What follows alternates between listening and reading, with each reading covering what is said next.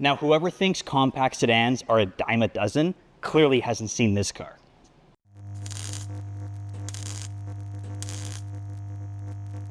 Tom here with Go Auto, and next to me in the Go Garage is the redesigned 2026 Nissan Sentra. Now, this vehicle's compact, but it's anything but when it comes to styling, technology, and most importantly, interior space. Let's step inside and see what it's all about. Now, stepping into the cabin, the first thing you notice is how spacious it really is in such a small, compact vehicle like this. You got good amount of leg room, knee room towards the steering wheel, and the overall cabin's pretty open, even with a power sunroof, which is really nice. And these seats are going to be comfortable no matter, because they're all black in leather, and they have this nice perforation in them, kind of in a cool zigzag pattern. And from an angle, you can actually see some orange accents tucked away in it. It's a really cool touch. That orange can also be seen right here at the top with this SR strip.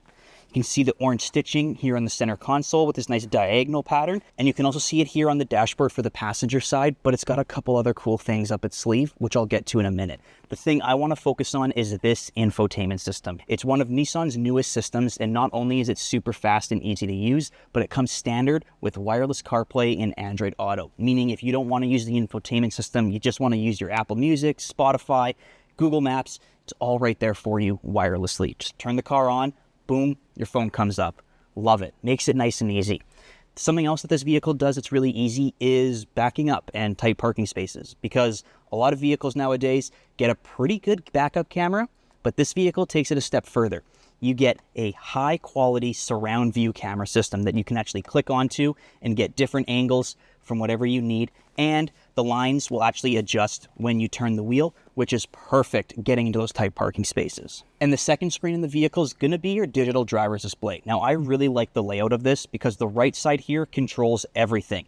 You got buttons to go right and left to change your different viewpoints and what you want to see, from assistant features, traffic and trip information, to your settings. With a click of a button, you can open it up and go through all of your driver's assistance and all your safety features, as well as vehicle settings. It's nice and easy. You don't need to be too tech savvy to understand it, and I love that in a vehicle. The left side of the steering wheel is also your volume controls, but it prioritizes your adaptive cruise control system, which is great to have right there for easy access, not interrupting any of the other settings.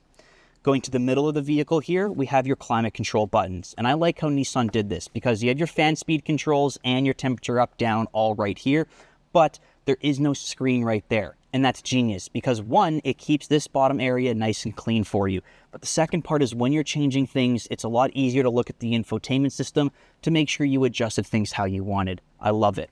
One thing I will note with it that I find kind of funny is that you do have your heated seat buttons here, but if you want the heated steering wheel, it's on this side right here. Down here is also where you got two USB-C ports and a 12-volt socket. And instead of having your phone in the cup holder in your pocket, boom, wireless charging pad, easy to toss in, and you're good to go.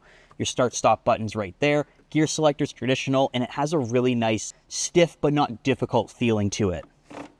I like that. It's a nice grab-and-go kind of motion. Behind that is going to be your D mode, which is your drive mode selector, giving you eco, normal, and sport.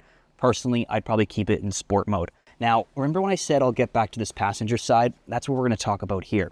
It actually has ambient lighting built into it. All you got to do is go into interior lights, ambient lighting, and when you turn it on, you can change all the colors you want. So if it's a little confident blue morning, you can put it on blue.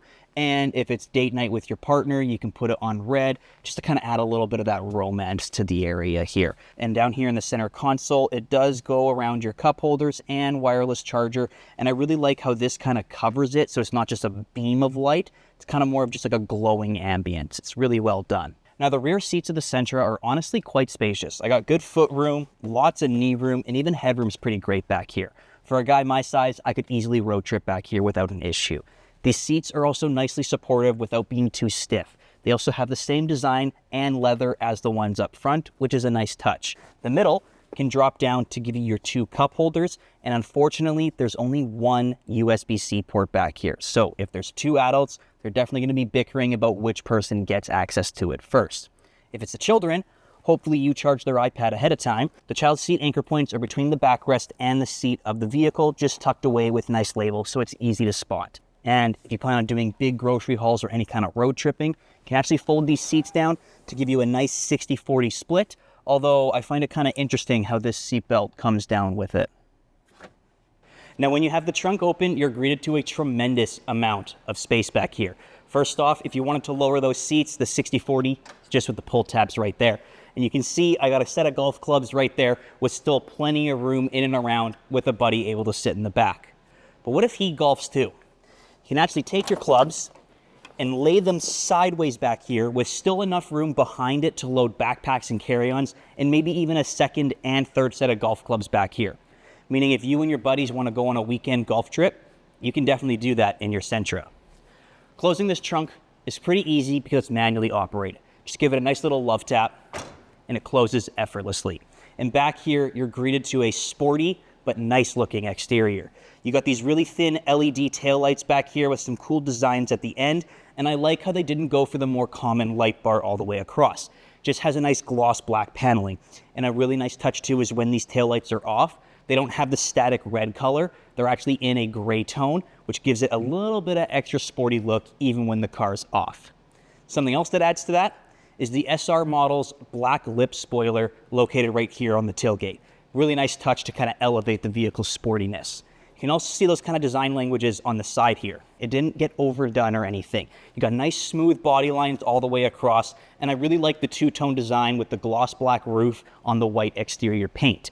You can see this nice body line down here at the bottom and around the door handles, just really giving it an elevated touch. And you also got these 18-inch alloy wheels around the vehicle, which are exclusive to the SR model. And same with the style on the V-Motion grille here up front. You got more extended gloss black here, where on other trims like the SV, for example, it's gonna be paint matched to the exterior color. I think in my opinion, I'd prefer that to kind of get more of that two-tone design. But something I do love that's on all of them is gonna be these daytime running lights. They have such a bold design to them, and I really appreciate a compact sedan like this having a welcoming animation every time you unlock and approach the vehicle. A really nice touch to elevate its exterior styling. And something that goes with that is gonna be this nice off chrome design that goes underneath the logo, connecting the headlights together. It really just completes the look here up front. And your Nissan logo has this nice swell onto the body panel, really giving it that bold finish, but it also hides your surround view camera. But the Sentra takes safety even a step further because it comes standard with Safety Shield 360. This is a plethora of safety features installed as standard on all Sentras. Things like lane departure, blind spot monitoring, emergency braking, and even pedestrian detection. All things standard with this vehicle, which is really great to see. But if you do a lot of highway driving, I recommend taking it a step further with the Pro Pilot Assist. This is an extended highway driving assistance system for the vehicle that is amazing if you're driving on the QE2 often. And with that as well, you're gonna want a vehicle that has good fuel economy. The engine itself is a 2-liter naturally aspirated 4-cylinder engine. Now, it's only making 149 horsepower with 146 pound-feet of torque, but when you combine that with drive modes that actually change the driving characteristic of the vehicle, it's not bad. Putting this thing in sport mode, you get better throttle response, making it feel more like a race car than your everyday commuter. The only thing I wish out of this is that Nissan would offer a hybrid or even a plug-in hybrid option, just to maybe accustom to more people out there. The redesigned 2026 Nissan Sentra, in my opinion, crushed it. It's got a bold exterior styling with an interior that's tech-filled, yet it's not overwhelming for the driver. So to learn more about it, visit goauto.ca or any of our Nissan dealerships.